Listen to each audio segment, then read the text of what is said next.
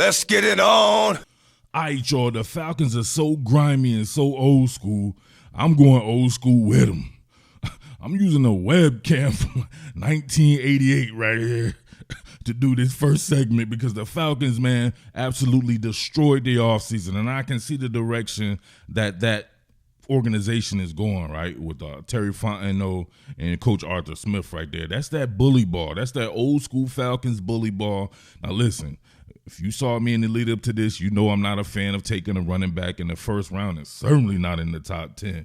But I definitely understand the viewpoint of those guys, right? If you are going to go bully ball and stuff like that, you have to be dedicated to that. So while I wasn't a fan of the first pick, I am a fan of the player, right? Bijan Robinson, outstanding. He can be outstanding for the Falcons. They already had a 1,000-yard rusher already in Tyler Algier. So imagine that. He got 1,000 yards out of a guy who's like a fifth-round pick. You couple that with Bijan Robinson, although I will say this, you draft a guy that high, it's his job. So that means you bring in a guy like Algier, and he's just got to be brought in for a few carries. Your man has to do the heavy lifting because that's a super high draft pick, and you did that draft pick over some very good line of scrimmage players who were available. But moving past that pick of Matthew Bergeron from the Cuse, baby, from the Cuse Orange. Listen, your boy Mid-Atlantic Murph here, all about the Mid-Atlantic. I've watched a ton of Syracuse ball. I consider the Syracuse kind of one of my gumas out there, right? One of my Mid-Atlantic gumas, if you know what a guma is. I pay attention to that team, and I love me some Matthew Bergeron. Dude is physical, nasty, all of the above. He is going to work perfectly with that particular scheme that Coach Smith is going to be running for you guys out there. Now, listen, I want you to say this, though, or repeat after me. Do not say the name Philadelphia Eagles. Stop it. You got to crawl before you can walk, man. Listen, I think you guys are going to be off the chain good. No doubt about that. I expect you guys to win that NFC South division. I expect you guys to make the playoffs, possibly even advance in the playoffs. But don't be talking about the Eagles, baby. You got to crawl before you can walk, baby. We on another level with it, man. I want to see you guys get past the Seattles and teams like that, right? Teams that were probably just slightly above y'all last year, who I think right now you guys are on an even playing field with and could possibly advance in the playoffs. And that's a huge step from where the Falcons were the previous couple of years, man. But listen, I got to get off this damn old school webcam, man. Let's do some of this shit on your boy Matt Bergeron. Dude is about to destroy people. What more can I say? Top Billin. All right, y'all, I'm just going to run a few clips from the Notre Dame game here with Syracuse. I know how you cats get. A lot of you guys don't watch trench work. I love trench works. It is the basis of great football. We see right here, my man with this drive. It is just absolutely incredible how he finishes people off, pause, and his stick-to-itiveness. Check this out right here. Zone play. Look at him, driving Miss Daisy, having a man up by his shirt lapel. Look at, he still has him by his shirt lapel. Right? To this day, he may still have that man up by his shirt lapel. Matthew Bergeron right here on the get off. Nice initial step. You can see the body lean with it right here. Change the elevation on him. Get up into his chest. Look at that. Wrap the man around, right? Wrap the man around up into his chest, and then the other hand on his shirt lapel right there, stretching him out. Driving Miss Daisy. Look at the power through the core. Look at the strength. Oh, my God. That's how you de-set an edge, right?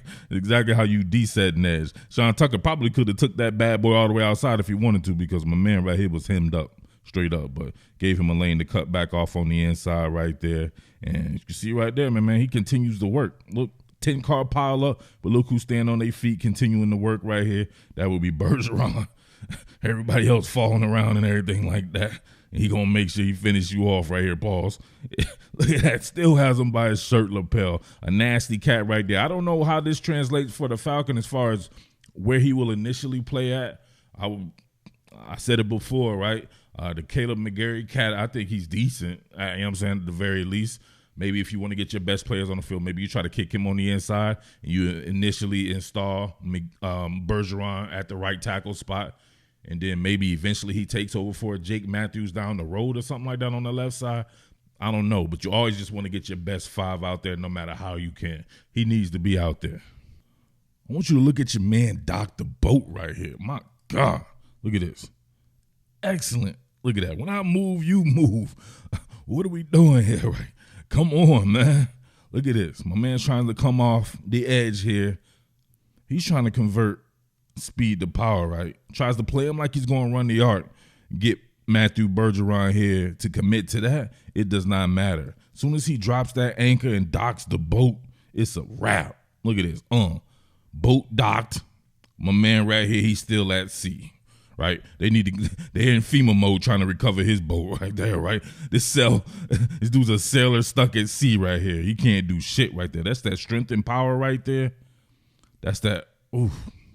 That's hard. That's what that is right there. That's some shit that we see from like a Jordan Mailata in Philly being able to dock the boat as a bigger offensive lineman. This guy has to be over 330 pounds, man. Absolutely perfect. And we're talking about going from, I don't know, right? I would have to suspect maybe going from the left to the right. Who knows what they do or whatever like that. So we'll have to see that particular transition if it happens that way. I liken it to, just say if you're domestic and you have to go overseas and drive a car and you driving and their steering wheel is on the right side and you driving on the left side of the road or something like that. Yeah, you know how to drive, but it can be a difficult transition if you're used to doing something one way. But I'm pretty sure they can deprogram him into getting it to where he can do this on the right side as well. I mean, the guy's a fantastic, powerful athlete. All right, back to these run schemes right here, because you know that's what the Falcons are going to be about to protect their young quarterback, Desmond Ridder. They're going to run the hell out of the ball. Check this out, though. Oh, my goodness. Look at oh, no. We can't show the last part of that, right? There's kids watching. This is prison loving. Look at them. Get out into the set, right? Running these zone schemes. You know the Falcons good for the zone schemes as well. They run a lot of power schemes too, right? Some gap schemes. So they're pretty versatile on that, but you can just see the drive right here, man.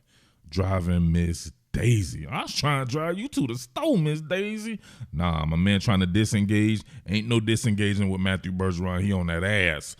Pause. Almost literally here, though. So we got to block this out, right, for all the children who are watching. Kids, don't look. Close your eyes. Like my mom used to have to do me at the movies. R-rated movies, man. If you're watching with your kid, put your hands over their eyes. This is prison loving. You can't be seeing stuff like this, right? In fact, let's go back to it and see what you can't see. Come on, man. That's straight physicality right there. That's definitely what you want to see come to your team. All right, here we go again. We got a quick set going on here. Look at the technique of it. No, sir. Look at that. He draws the inertia to him, right? Lets my man right here spin his wheel, right? Like some type of gerbil or hamster or something like that. My man churning his feet, but he ain't going anywhere. Look at him. His feet churning like a mother, but he's still in the same spot. And then my man's just controlling him, right?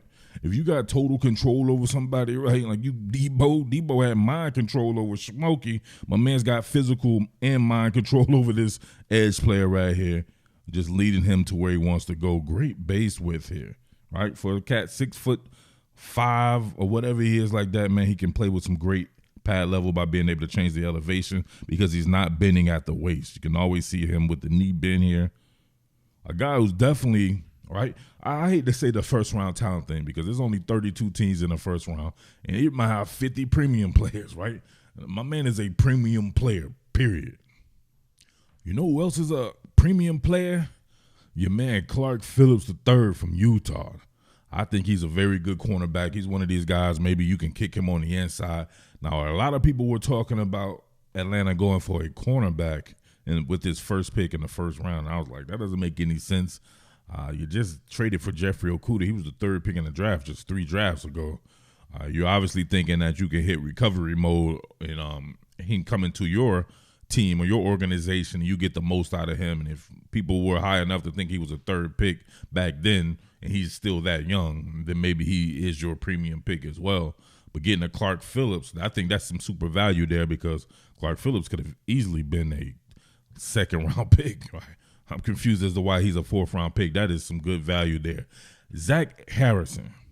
Man, I did some stuff on Zach Harrison before when he was a freshman. I thought he was going to blow up at Ohio State.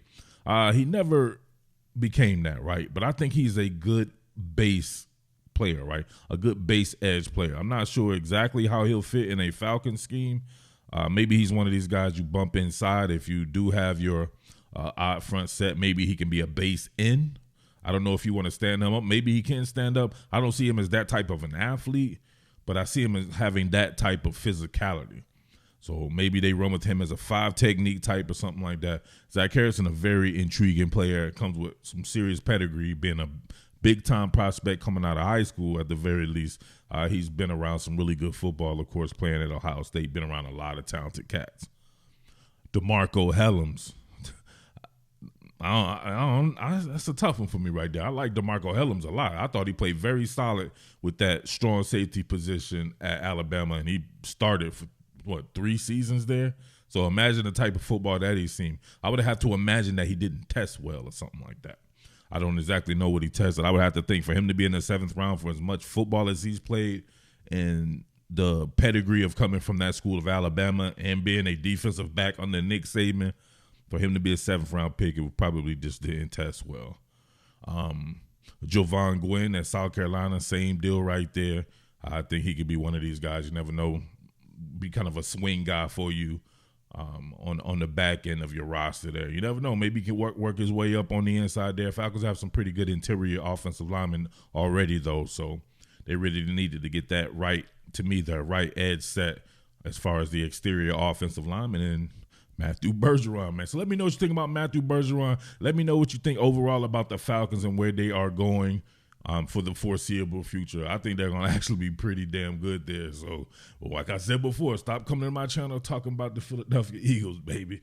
Relax there, baby. Crawl before you can walk, all right? It's your boy Mid-Atlantic Murph, a.k.a. Jersey Murph, checking in for you from right out here in South Jersey, baby. Salute to everybody out there down south. Keep doing your thing, all right? Much love. Strike the band. What more can I say? Top billin'.